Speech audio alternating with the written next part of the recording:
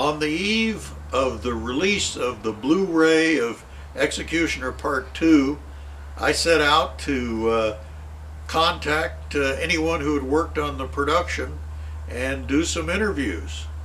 And I caught up with Renee Harmon's son Cliff and daughter Cheryl in California, just north of Bakersfield, and they were happy to spend some time with me and my camera.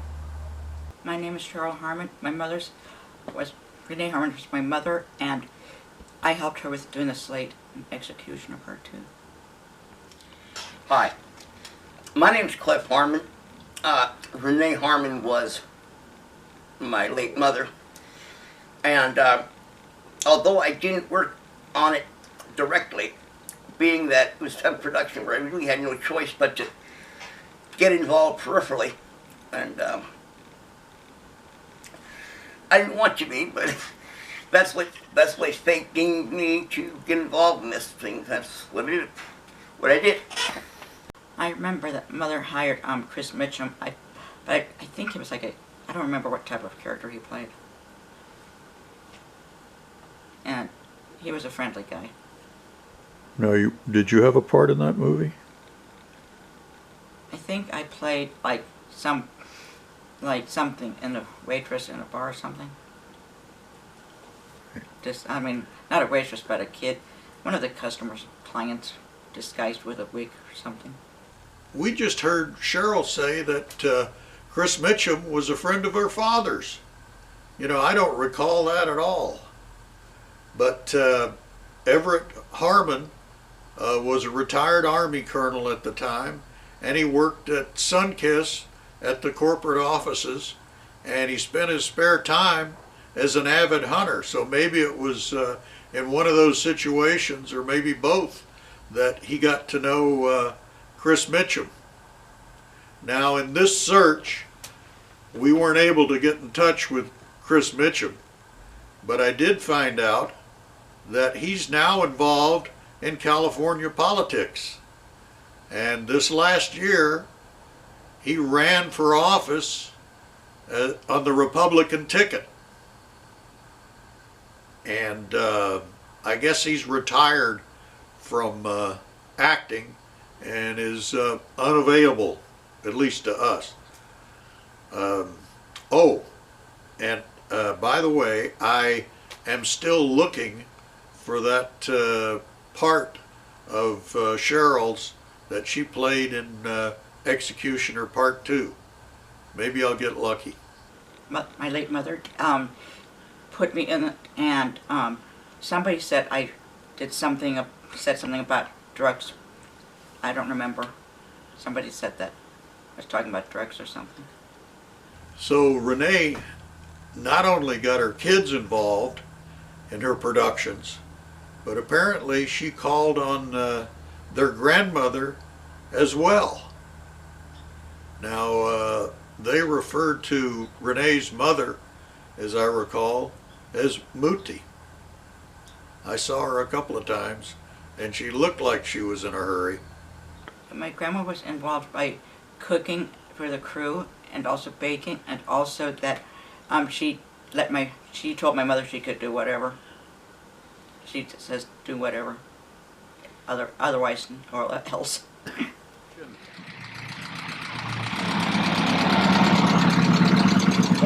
Hi,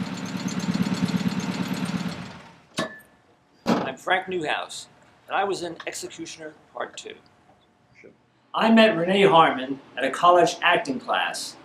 She and I hit it off almost immediately, and then I discovered that she wanted to make some low-budget action films. She liked my work as an actor and consequently gave me a wonderful opportunity to perform in front of the camera. And I think of Renee often as the years go by, and I just wish that she was here to see everything that's happened and enjoy it, because there's a lot to enjoy. In fact, I remember a Broadway musical called Wish You Were Here, great musical. And I thought of Renee in connection with that. I wish Renee were here. I wish she was here to see all the interest, the enthusiasm, and the passion that people have for her films. It would be great. The first film I did for Renee was Executioner Part 2 with Chris Mitchum and Aldo Ray. To tell you the truth, I really don't know remember very much about my part in it, other than I did have a very nice scene with Aldo Ray.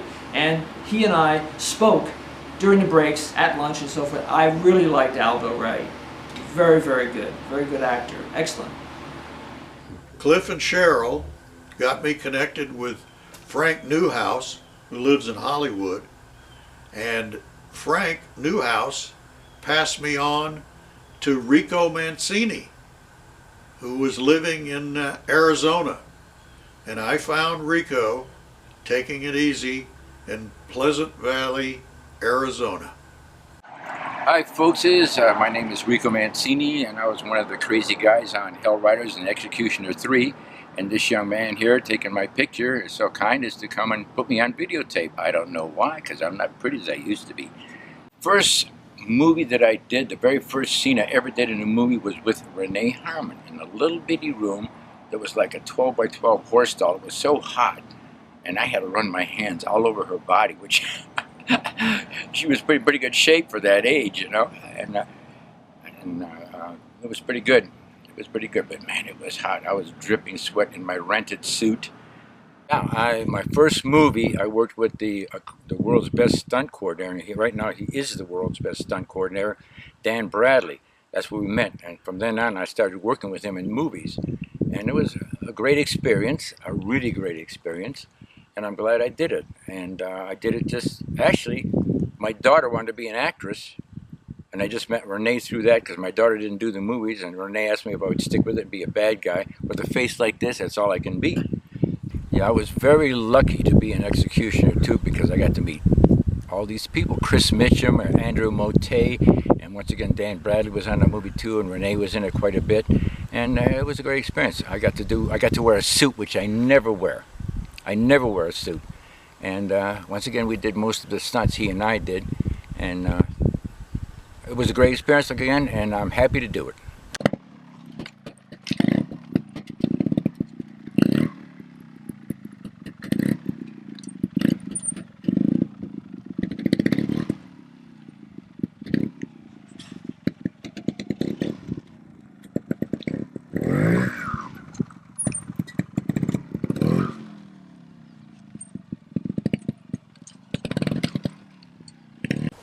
Now, Rico tried to pass me off to Dan Bradley, and I called a number that he gave me for Dan, but he wasn't around. I left a message, but so far I don't have a call back. Now, probably Dan is off working some big budget picture on some distant location. I'm sure he'll call, because right after he did the stunts on Executioner 2 and Hell Riders, he was a busy guy. He just went from one picture to the other as a stuntman.